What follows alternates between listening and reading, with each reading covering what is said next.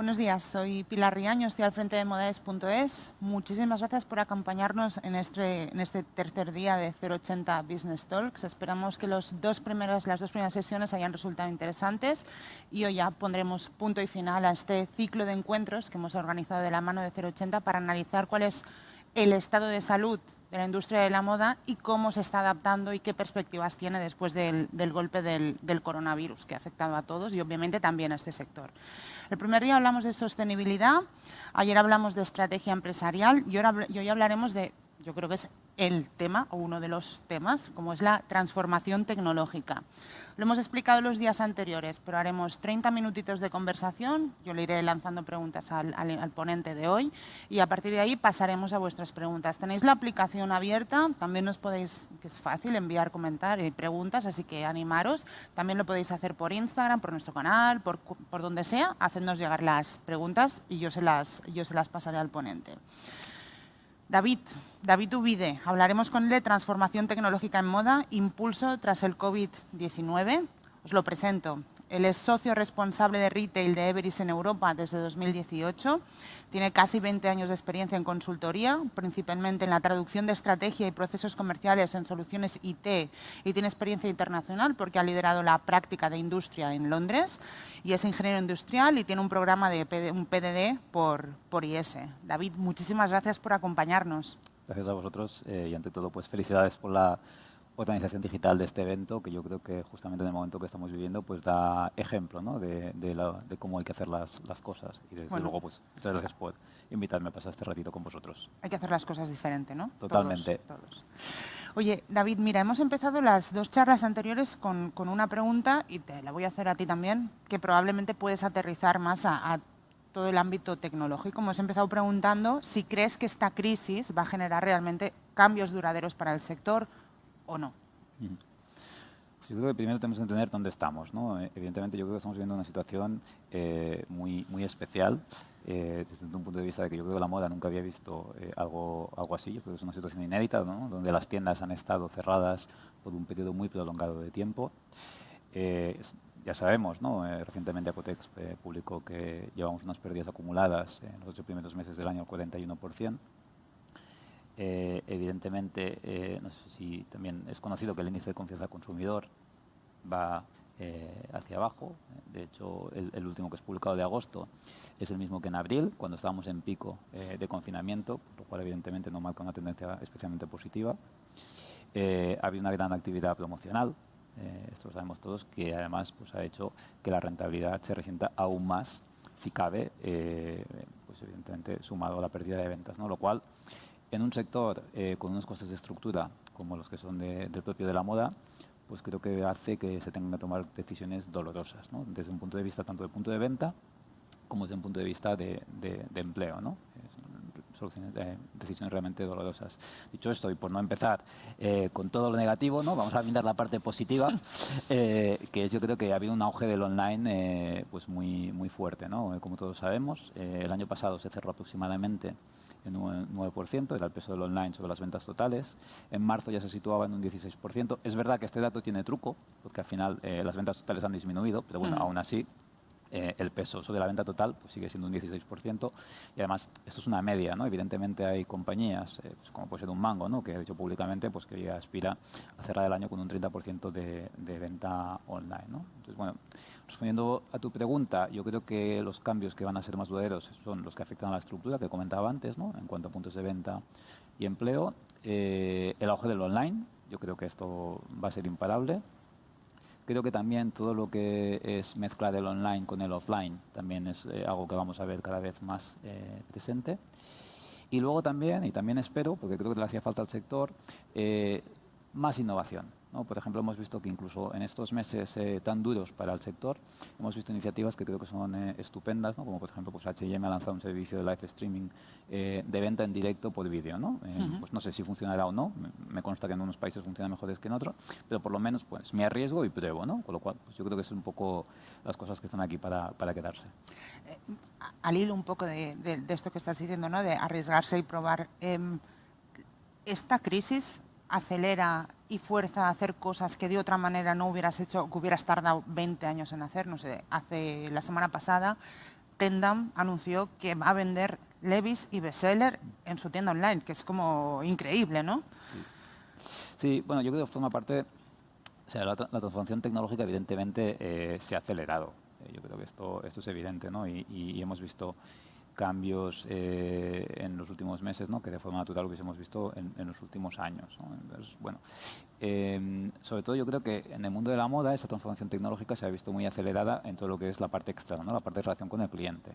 Pues en este caso, ¿no? Lo que comentabas de Tendam es muy interesante y también da una idea de algo que creo que falta en el sector, que es ser más colaborativo, ¿no? Sobre todo, pues eso nos da pie a nuevos modelos de negocio, a nuevas colaboraciones, etcétera, etcétera, ¿no? Yo creo que es algo que hay que promover las empresas, tanto la colaboración dentro de la empresa como evidente también con el ecosistema externo. Si nos centramos ya directamente en tecnología, en desarrollo tecnológico, no sé qué nota le pondrías a la transformación tecnológica de la moda y si está bien desarrollado respecto a otros sectores o no. A ver, yo creo que el sector, ¿no? Si lo comparamos con otros, tiene un grado de madurez media alta. O sea, no es un sector que vaya por detrás. Yo creo que si tiene que ser binario, va por delante o por detrás, yo creo que va por delante, ¿no? Que está más avanzado. Creo que también tenemos la suerte de contar con grandes empresas como puede ser un Inditex, un Mango, un Tendam, un Desigual, que son líderes mundiales dentro del sector, ¿no? Con lo cual yo creo que eso, pues el sector dentro de España también se beneficia de eso.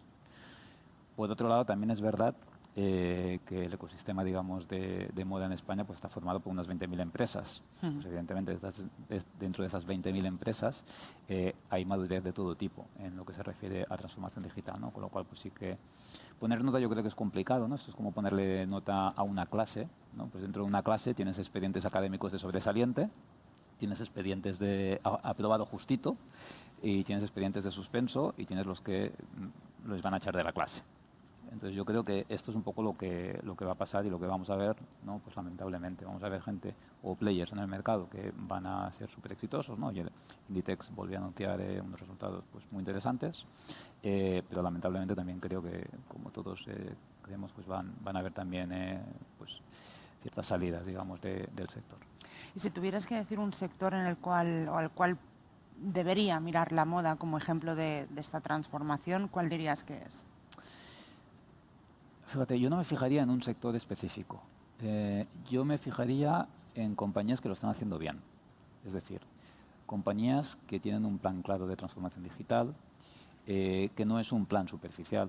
Es decir, que no cojo y lanzo diferentes iniciativas que no están ligadas entre ellas, etcétera, etcétera, ¿no? Sino que tienen un plan realmente claro y definido, ¿no? Entonces, al final podemos mirar, yo creo que dentro de cada sector hay empresas que lo están haciendo muy bien, ¿no? Podemos ver dentro del sector de la automoción, pues SEAT está haciendo cosas muy interesantes, dentro del sector de utilities, pues Repsol también está haciendo cosas interesantes, Telefónica en el sector de las telco, o Inditex, ¿no? Como he mencionado antes, dentro de la moda. Entonces yo me fijaría justamente, ¿no? En quién lo está haciendo bien dentro de cada sector y aplicaría, digamos, pues eso, ¿no? Las best practices que están aplicando en estos diferentes sectores. Pero no creo que haya un sector que lo esté haciendo especialmente bien. Te voy a hacer una pequeña trampa porque quizás deberíamos haber empezado todo con esta pregunta, pero no se nos puede explicar qué es transformación digital, porque se habla muchísimo, pero esto cómo lo aterrizamos en el día a día de una empresa. La transformación digital yo creo que abarca todo, ¿no? Y es verdad que es un término del cual tendemos a abusar, ¿no? Porque hoy en día todo es digital. Para mí transformación digital abarca la parte de lo que es la propia organización, la propia estructura de la empresa, todo lo que son los procesos que lo soportan, la tecnología que soporta estos procesos y también, y algo que creo que es muy importante, la cultura empresarial. Al final yo creo que también la cultura empresarial tiene que fomentar, como decía antes, ¿no? La colaboración, tanto interna como externa, la innovación, tiene que darse ese clima dentro de la empresa, ¿no? Para que las cosas pasen y las cosas vayan cambiando. De otra forma, es lo que digo, es o adoptar la tecnología porque sí, o sencillamente sí, lanzar una iniciativa como puede ser montar un e-commerce y ya está, ¿no? Ya pues ya vendo por internet, fenomenal, pero eso no es transformación digital, eso son iniciativas aisladas, con lo cual yo creo que es todo ese pack, ¿no? Esas diferentes pilares lo que componen una transformación digital verdadera. Pero si lo llevamos a la estructura, ¿no? Que decías, ¿eso qué es? ¿Que los trabajadores hablen por WhatsApp entre ellos? O... No, pero eso para mí es una herramienta, ¿no? Es fomentar lo que decía, el clima, el romper los silos, ¿no? Históricamente sabemos que dentro de una compañía pues más anquilosada, ¿no?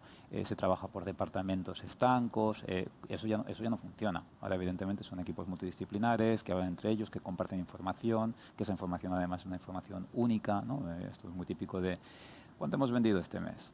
Y te salen 3 cifras diferentes. Pues eso no puede ser, ¿no? Ahí algo falla, ¿no? Porque evidentemente estamos trabajando con gente diferente, con información diferente, con lo cual es muy complicado tomar una decisión que sea sensata, ¿no? Pues, todo eso para mí conforma la transformación digital. Y entiendo que tiene que llegar a todos los departamentos de la empresa, ¿no? No quedarse solamente en IT. Evidentemente. No, por supuesto. Es que IT para mí tiene que ser un facilitador de esa transformación digital. Pero o sea, la transformación digital tiene que venir abanderada desde la dirección general, sin duda. ¿El COVID ha cambiado de alguna manera la definición o lo que es la transformación digital? Porque el hecho de que estemos en casa trabajando, que hayamos estado en casa trabajando, entiendo que ha hecho que las cosas cambien. O sea, yo creo que ha cambiado, ha acelerado la tendencia que ya existía, ¿no? Al final yo creo que todas las empresas, en mayor o menor medida, ya habían comenzado con la transformación digital. La transformación digital, como decía antes, ¿no? Tenemos la parte interna, la parte externa. Es verdad que lo que parece más goloso es focalizarse en la parte externa, ¿no? La parte más de relación con el cliente, porque aparentemente es la que más valor te aporta a corto plazo, ¿no? Pero es verdad que yo creo que se ha acelerado las dos partes, ¿no? Porque también el teletrabajo, como tú bien decías, ha hecho que internamente, si no soy capaz de tener una empresa, ahora ya no tenemos la obligación, ¿no? Pero antes sí teníamos la obligación de teletrabajar, claro, no puedes parar una empresa.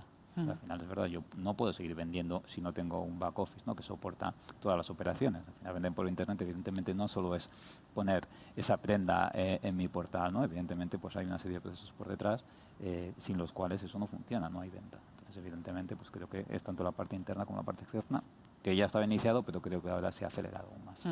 Habréis visto muchos procesos acelerados de digitalización estos meses, supongo. Sí, como te comentaba, yo creo que sobre todo eso muy focalizado en la parte externa, también en la interna, de hecho, y mucha inversión también, ¿no? Por ejemplo, pues sigo bastante de cerca un poco toda la inversión en lo que es Retail Tech, y es verdad que en el primer semestre del 2020 ha caído la inversión un 42%. Muy significativo, pero también es verdad que hay nichos dentro de este Retail Tech que sí que han acrecentado las inversiones, ¿no? Por ejemplo, todo lo que tiene que ver con e-commerce, con social commerce, omnicanalidad, todo eso se ha acelerado. Todo lo que tiene que ver con la personalización digital, eso también se ha acelerado. Todo lo que tiene que ver con los pagos, ¿no? Al final, evidentemente, además los pagos, sobre todo cuando hablamos de contactless, va muy ligado a la parte sanitaria, ¿no? De esta crisis, claro. De hecho del miedo y tal. Entonces eso también se ha acelerado.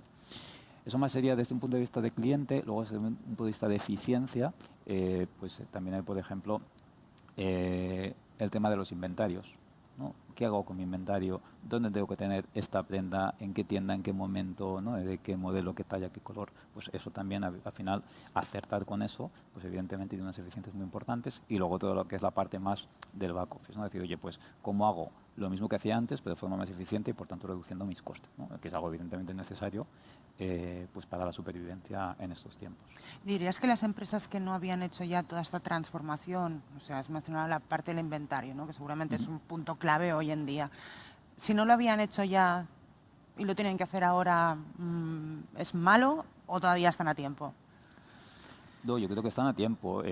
Ahí es verdad que seguramente pues hay empresas que necesitarán pues más músculo financiero, ¿no? que otras, ¿no? Que va a ser el gran problema, uno de los grandes problemas de esta situación, ¿no? ¿Cuánto soy capaz de aguantar con esta situación y sobre todo con el contexto que contábamos antes, ¿no? Tengo caída de ventas, tengo bajada de ticket medio, bajada de precio medio de prenda, etcétera, etcétera, ¿no? Con lo cual eso hace que sea complicado aguantar durante mucho tiempo, ¿no? Y luego además si tenía un stock pues muy grande, pues evidentemente aquí le tengo que dar salida.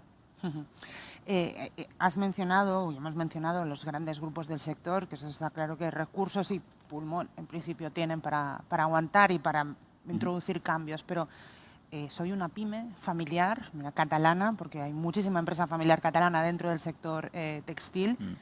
¿Qué me dirías? ¿Qué hago? ¿Por dónde empiezo? Vamos a ver. Yo creo que aquí también hay un poco no sé si de tópico, de excusa, ¿no? De decir, ostras, pues soy una empresa pequeña, con lo cual no tengo los recursos de. Bueno, yo estoy un poco en desacuerdo con esto, porque al final yo creo que las nuevas tecnologías lo que han hecho al sector retail es más inclusivo, ¿no? Y al final, siendo una pequeña o mediana empresa, ahora puedo, por ejemplo, luchar por conseguir ciertos clientes digitales de un determinado segmento en una geografía dada, ¿no? Y puedo competir con alguno de los grandes, porque al final no tengo las barreras de entrada que tenía antes, ¿no? Antes de las nuevas tecnologías, con lo cual esa brecha, digamos, se ha cortado, ¿no? Entonces sí que es verdad que las empresas pequeñas y medianas tienen ciertas limitaciones, ¿no? O ciertas debilidades, en general, pues lo que comentábamos ahora, ¿no? Músculo financiero, la capacidad de negociación con tus proveedores, pues evidentemente no va a ser la misma que la de los grandes, pero también creo que tienen que aprovechar sus fortalezas, que las tienen. Flexibilidad, agilidad, toma rápida de decisiones, facilidad de adaptación, al final la frescura. Entonces yo creo que tienen que aprovechar todo eso para posicionarse en el mercado. Y de hecho, para mí lo importante es la propuesta de valor.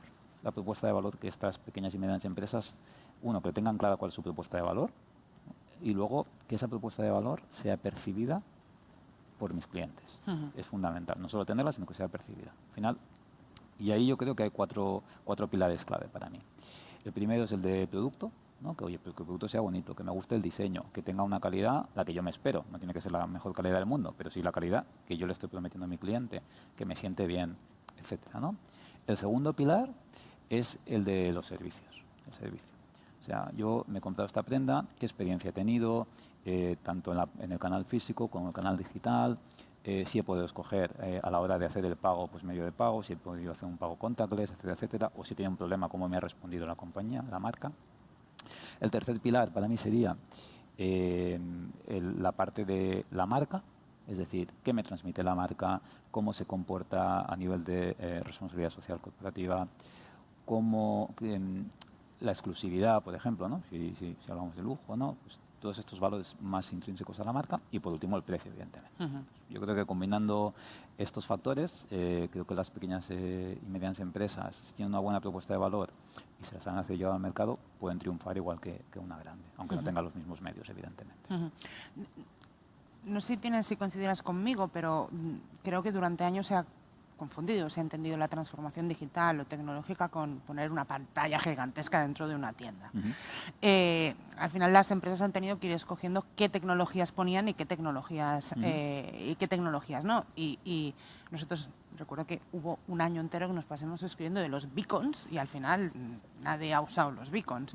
¿Hay alguna manera de saber que esta tecnología va a funcionar y esta no? ¿Cómo se decide en qué tecnología invertir?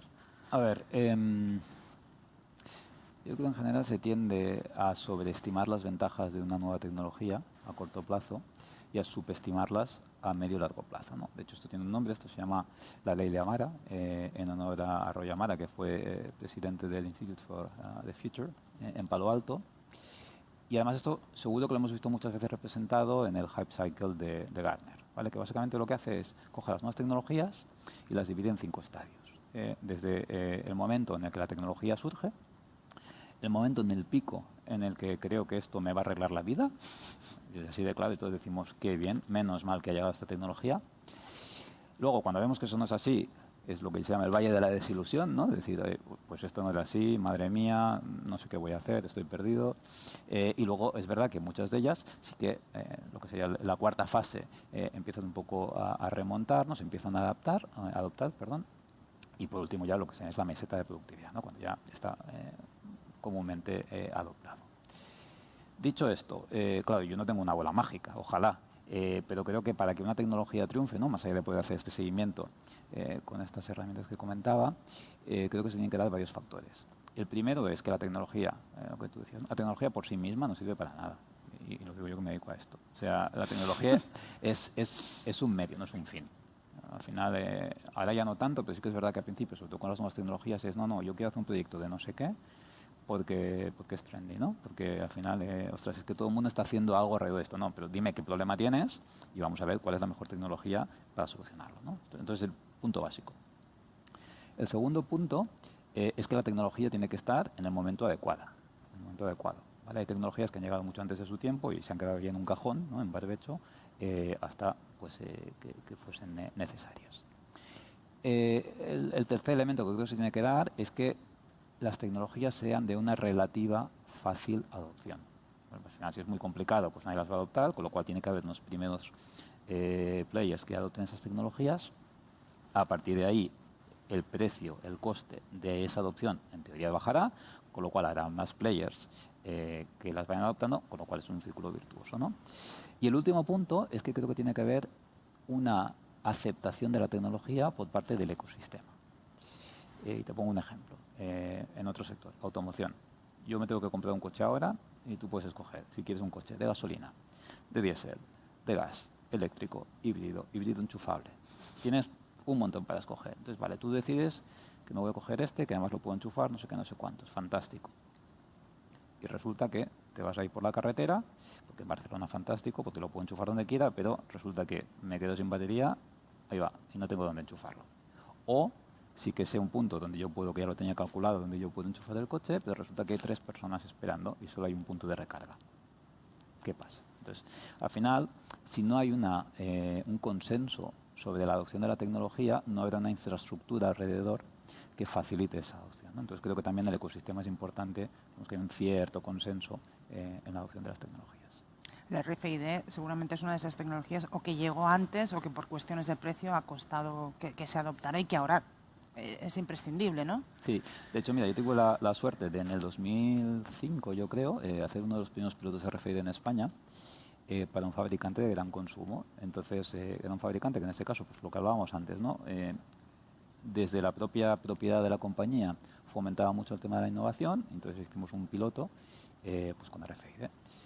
Muy interesante, pero es verdad que los casos de uso se quedan limitados a lo que es la propia compañía, porque cuando ibas ya aguas abajo, ¿no? Cuando ibas a un distribuidor, claro, al final es imposible convencer a todos los distribuidores y con lo cual, si yo al final hago una cierta inversión en utilizar esta tecnología RFID, los casos de uso son muy limitados, ¿no? Porque al final hay muy poca gente dentro de la cadena que lo va a utilizar. Y ese es un caso, creo, que pasó, ¿no? Que la tecnología pues apareció muy temprano.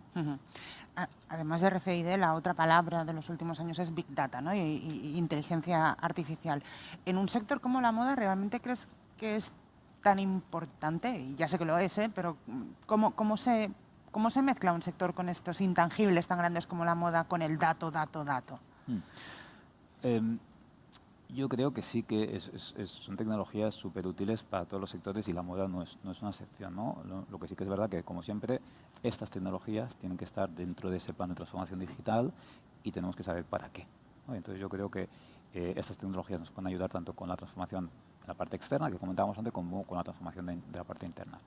Te voy a poner varios ejemplos. La parte externa. Por ejemplo, sabéis que ahora hay aplicaciones donde yo hago un par de fotos, o tomo un par de fotos de mí, son capaces de decir, oye, pues mira, te sacan 44 medidas corporales, son capaces de crear un avatar de David y por tanto son capaces de proyectar una prenda en la cual yo estoy interesado en ese avatar. Con lo cual yo, para empezar, ya sé si más o menos cómo me va a quedar y si me gusta o no me gusta sin tener que probar físicamente. Pero no solo eso, sino que además son capaces de decirme, oye, pues qué talla es la que más o la que probablemente te va a encajar mejor, ¿no? Con lo cual, no solo tengo un cliente más satisfecho, sino que encima reduzco las devoluciones, que como todos sabemos, dentro de lo que es la venta online, pues es uno de los grandes lastres, ¿no? en términos de coste. Oye, David, pero llámame viejuna si quieres, pero si me lo va a probar la ropa el avatar, ¿dónde queda el placer de ir a una tienda a probarse la ropa, disfrutar de esa famosa experiencia? Claro. Pero es que para mí no es un en vez de, es un además de, ¿no? Porque evidentemente siempre va a haber preferencias de todo tipo, ¿no? Hay gente que aún tiene mucha satisfacción yendo a una tienda, tiene una experiencia diferente, ¿no? Más humana, ¿no? si podemos decirlo, o además porque quiere tocar la ropa, ¿no? Quiere ver cómo es, etcétera, etcétera. Pero es verdad que al final el mundo online, como comentaba, está aquí para quedarse y cada vez la tendencia es a que las ventas, el peso que tenga dentro de mis ventas totales sea mayor, ¿no? Por tanto, tienes que dar respuesta a esa necesidad que te piden tus clientes, ¿no? Con lo cual, para mí no es que una cosa sustituya a la otra, sino que la complementa en función de la tipología de cliente que yo tenga, ¿no? Más allá de que, pues, hoy en día, como todos estamos muy ocupados, aparte de la parte sanitaria, ¿no? Debido a esta crisis, pues seguramente compramos más online de lo que lo hacíamos antes, ¿no? ¿Y una empresa pequeña puede también utilizar los datos o eso se lo dejamos a Amazon y Zalando? No, por supuesto. O sea, al final, como decía, yo creo que el coste de la tecnología a día de hoy no es una barrera. No es una barrera. Y además tenemos soluciones, ¿no? Cloud, que están también muy de moda, que justamente lo que intentan evitar es esos costes de entrada, ¿no? Porque sí que es verdad que antes, cuando yo tenía mis propios, pues mis supercomputadoras, mis TPDs, etcétera, etcétera, claro, sí que tenía unos costes de entrada altísimos, pero ahora como es en general un pay-per-use, ¿no? Con lo cual, pues yo si soy una empresa que gestiono menos volumen de datos, ¿no? Por mi tamaño, supuestamente pues también debería pagar menos por el uso de estas tecnologías, debería ser acorde a mi tamaño, con lo cual las pequeñas y medianas empresas pueden y deberían hacer uso de estas nuevas tecnologías. ¿No tienes la sensación de que muchas veces se recogen datos, pero luego no se hace nada con esos datos? Sí, totalmente. Yo creo que este es un problema que tenemos a día de hoy, que estamos sobreinundados de datos. Entonces ahí creo que hay dos tendencias, ¿no? La primera es, o tres, ¿no? La primera es lo que comentábamos antes de homogeneizar los datos, ¿no? Que los datos tienen que ser únicos y fiables.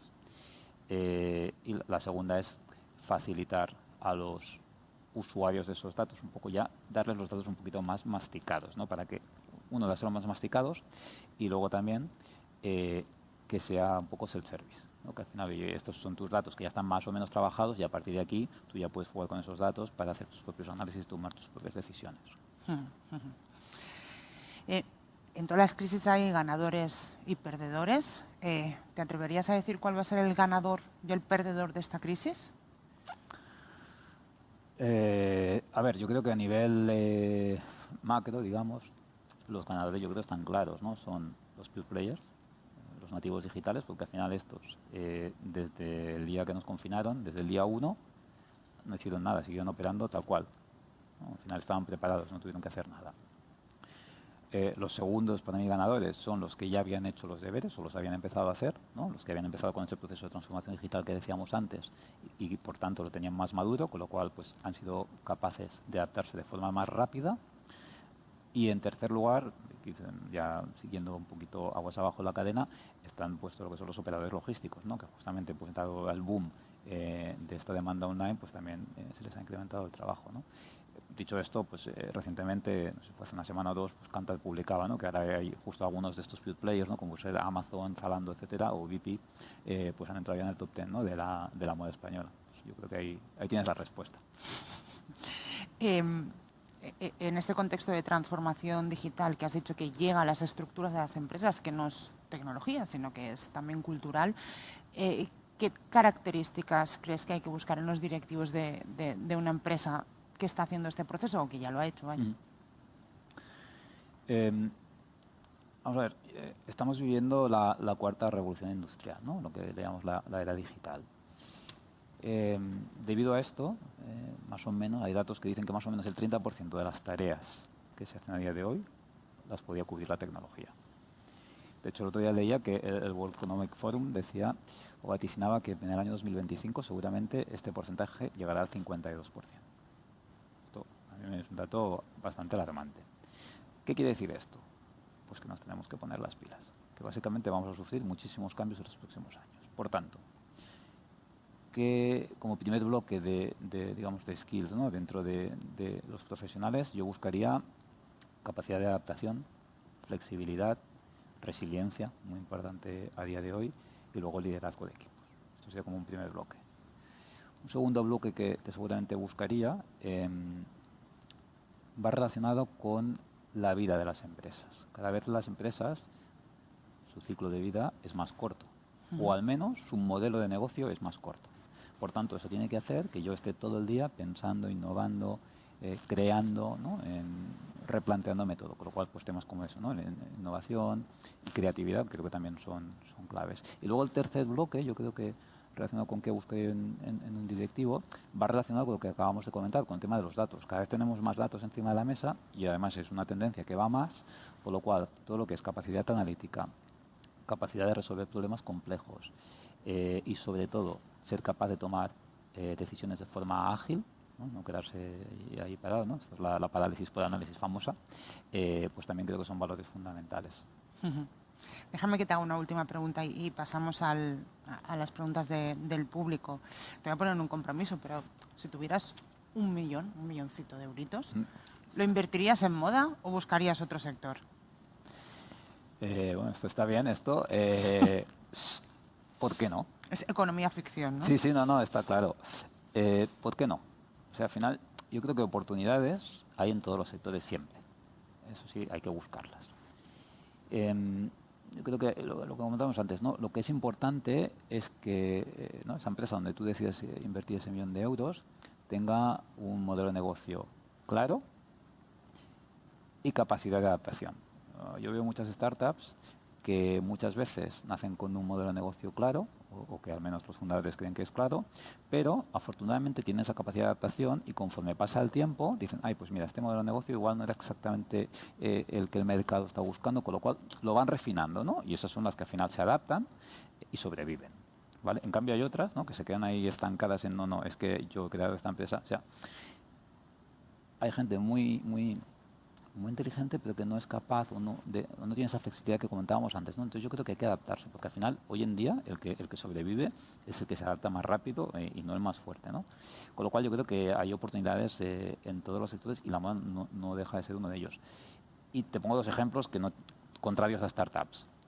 Nike, todos conocemos, a principio de esta crisis, a principio de marzo, cotizaba, si no recuerdo mal, sobre los $80 la acción y ahora está en 120.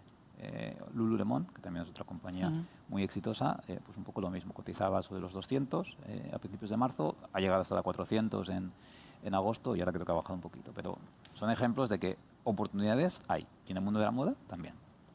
Muy bien. Mira, me han pasado ya algunas preguntas. Preguntan desde Instagram, ¿cuál es el consejo para las marcas que se desarrollan únicamente online? Hemos hablado seguramente de empresas nativas físicas que han pasado al ámbito digital. Bueno, pues al revés, para pure players, ¿qué les dirías? Dos cosas. Lo primero, que piensen que son diferentes. Al final tenemos muchísimos, seas pure player o no, tienes un montón de competencia en el canal digital más que en el canal físico. Con lo cual, que tengan muy claro por qué son diferentes y cómo quieren que sus clientes les perciban, ¿no? Los consumidores, porque si no, al final, todo el mundo compite por el mismo share of wallet, que además va disminuyendo, como en otros eventos no hemos comentado. Y luego también, yo creo, fíjate, que hay que abrirse al offline.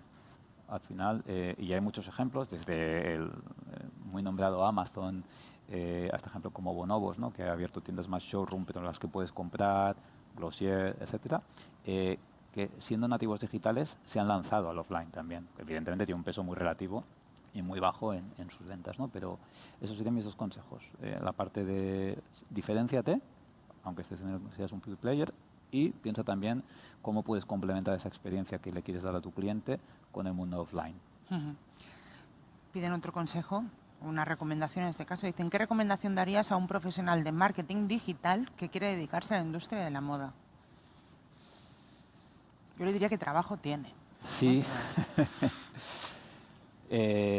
Pues no sabría decirte. Yo creo que se informe bien, de lo que persigue la gente, ¿no? Antes hablábamos del tema de inteligencia artificial, de Big Data. Ahora hay soluciones muy interesantes que te permiten hacer cosas que antes tenías que hacer de forma manual, ¿no? Tú, por ejemplo, antes querías ver qué hacen tus competidores y, pues, oye, te pasabas el día en la calle, yendo de tienda en tienda y a ver un poco qué están haciendo mis competidores, cuáles son las tendencias, pasarelas, ¿no? Como 80, etcétera, ¿no? Hoy en día hay algoritmos que eso ya lo hacen por ti. Lo que hacen es se van a mirar pues todos tus competidores online, van a ver qué es lo que están haciendo, son capaces incluso de identificar tendencias, patrones, qué va a triunfar, qué no va a triunfar, y hacer incluso recomendaciones, ¿no? Entonces, yo creo que es muy importante tener un conocimiento de esas herramientas para luego eso cogerlo como input, de hecho, para cuando a la hora de lanzar tus campañas, ¿no? de marketing digital. Has hablado del peso del e-commerce, ¿no? Que fue un 9% el año pasado, datos de Kantar, y está un 17% ya en abril. Preguntan que cuál es el techo del e-commerce. Pues ojalá lo supiera. No sé cuál es el techo, lo que me queda claro es que hay muchísimo, muchísimo por recorrer, ¿no? Ya decía que este año vamos a avanzar muchísimo, bueno, pues también a marchas forzadas, ¿no? Porque nos han obligado, pero yo creo que, como decíamos al principio, es una tendencia que se va a mantener. Y de hecho lo que vemos en Everis de nuestros clientes es que al final es verdad que ha habido una desinversión en general, pero también es verdad que hay ciertas áreas, que evidentemente son las áreas de digital, sobre las cuales ahora se está invirtiendo más que antes, incluso en algunos casos, ¿no? Porque es verdad que han derivado partidas dedicadas antes para otras cosas, ahora más al mundo online, con lo cual eso quiere decir que la tendencia no va a parar y que estamos, yo creo, muy lejos de llegar al techo, que evidentemente no sé cuál es, ¿no? Pero creo que estamos lejos aún. Mira, preguntan también si en materia de digitalización es mejor ser de los primeros o llegar tarde. Yo creo que ser de los primeros es mucho mejor, porque al final es verdad que... Pero hay aquella frase, ¿no?, de que los primeros se los comen los indios, no sé si... Sí, hombre, sí, claro, y te pegas más tortas, eso seguro, pero también es un poco también la filosofía americana, ¿no? Oye, prueba, equivócate, aprende y vuélvelo a intentar, ¿no? Pues yo creo que en esto también no es una excepción. Al final aprendes más de los fracasos, entendiendo que puede ser que los primeros tengan más probabilidades de fracasar que no de tus éxitos, ¿no? De las palmaditas en la espalda. Entonces yo creo que el hecho de ser los primeros no es necesariamente malo. Siempre que seas resiliente, capacidad de adaptación, etcétera, ¿no? Un poco lo que hemos comentado antes. O sea, ser el primero, pero no tener miedo a meter la pata porque puede pasar. Eso nunca, yo creo que no hay que tener miedo a equivocarse. Dicen también, el dato es el rey, pero cada vez más el consumidor está concienciado con su privacidad. ¿Eso es un riesgo? Cada vez somos más reacios quizás a dar nuestros datos, aunque... Yo no sé, yo creo que somos reacios a dar nuestros datos a cambio de nada o a cambio de algo que no me aporta. Por ejemplo, ¿no? Lo típico de cuántas llamadas tenemos al cabo del mes, ¿está usted contento con su línea telefónica? Ostras, oye, que es que no me interesa. Entonces yo creo que el consumidor está dispuesto a compartir información propia, información personal, si tú le das algo a cambio que le interesa. Que puede ser cualquier cosa, que puede ser, oye, pues temáticas que le interesen, que sean pues, hobbies, ¿no? Información no sé, pues de tu estilo de vida, ¿no? Si es que he llegado a conocer a mi cliente. O información personal. Imagínate, por ejemplo, oye, yo sé lo que compras, porque tú me dejas acceder a tus datos, me das acceso a tus redes sociales, entre comillas, yo puedo hacer también un análisis de eso y puedo saber más o menos pues, cuál es el estilo de Pilar Riaño. Y por tanto, a la hora de enviarte información sobre oye, nuevas prendas, etcétera, etcétera, puedo enviarte información que tú digas, ah, vale, es que esto es muy interesante. Que luego dirás, oye, pues me lo compro o no me lo compro. Pero al menos le estás aportando valor a ese consumidor, ¿no? Con lo cual yo creo que si tú le das algo que le aporta, el consumidor está dispuesto a compartir su información contigo. Antes hemos hablado también de Amazon y de que ya se ha colado entre los 10 principales operadores del sector en España después del confinamiento. Preguntan si Amazon puede convertirse realmente en un actor relevante dentro del sector de la moda. Bueno, pues yo creo que sí. Y además, antes hablábamos, ¿no?, de los medios, pues yo creo que Amazon tiene muchos medios. Otra cosa es verdad que creo que está costando pues seguramente más de lo que le gustaría, ¿no? Pero bueno, esta semana justamente también veíamos que lanzaba en Estados Unidos un tema de alrededor del lujo. Entonces, bueno, yo creo que tiene la resiliencia, como decíamos antes, de seguirlo intentando. Entonces, yo creo que se va a convertir, ya lo ha hecho, en un player importante. Es verdad que también... Bueno, ahí es donde juega la competencia con la diferenciación una vez más. Es decir, oye, esta es mi propuesta de valor, Amazon tendrá la suya, entonces cada uno tiene que competir pues, con sus reglas de juego, ¿no? Digamos. Preguntan por Instagram, ¿cuál es una tendencia de e-commerce que todavía no esté desarrollada en España y si el mercado español está al mismo nivel que el de otros países? Una tendencia de e-commerce que esté desarrollada. Que no esté desarrollada en España. Algo que ya se esté viendo fuera y que todavía no haya llegado aquí. Bueno, es que yo creo que también la gracia que tiene el mundo digital es que no tiene barreras. Entonces yo creo que hay pocas cosas que no lleguen a España. Alguna hay, pero cosas que no lleguen a España porque al final la economía digital es global, ¿no? No tiene en principio demasiadas barreras. Y sobre cómo estamos a nivel de comportamiento del consumidor, sí que es verdad que yo creo que estamos a la media, ¿no? Si comparamos con Europa, ¿no? Claramente Reino Unido siempre ha estado, además que yo he tenido la suerte de vivir por allí 5 años, siempre ha estado a la cabeza de todo lo que es el e-commerce, tanto en moda como en no moda, ¿no? Entonces sí que es verdad que en ese sentido, hombre, nosotros como España no está a la cabeza, pero tampoco está a la cola. Yo creo que está en una posición media. Y una última pregunta, David. Cuando te he preguntado cuáles eran los ganadores de la crisis, has dicho los pure players, ¿no? Preguntan, con la fuerza que tiene el sector en España, ¿por qué no hay ningún pure player importante en este país? Bueno, lo sabía, lo que pasa es que alguno fue adquirido, pero a verlos lo sabía. Y bueno, al final yo creo que pues también depende un poco de la capacidad de emprendeduría, ¿no? Yo creo que en España tenemos muy buenas iniciativas. En el mundo de retail tech no necesariamente tienen que ser pues soluciones de e-commerce, pero en el mundo de retail tech hay iniciativas españolas, te puedo asegurar, de gente que es brillante, que tiene ideas brillantes y que está ejecutando proyectos muy interesantes. Perfecto, muy bien. Oye, David, muchísimas gracias, de verdad, un placer. Lo dejamos aquí si te parece. Bien. Y nada, gracias por ayudarnos a entender qué es esto de la transformación y ver cómo está cambiando todo. Fenomenal, gracias a vosotros por invitarme. Oye, pues lo dicho, muchísimas gracias por conectaros, por compartir con nosotros estos casi 40 minutos, un poquito más. Mañana os mandaremos un mailing, haremos un mailing con todos los vídeos para que podáis volver a verlos, también lo colgaremos en redes.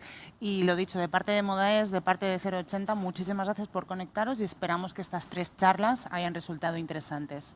Nos vemos pronto. Gracias, David. Gracias a ti.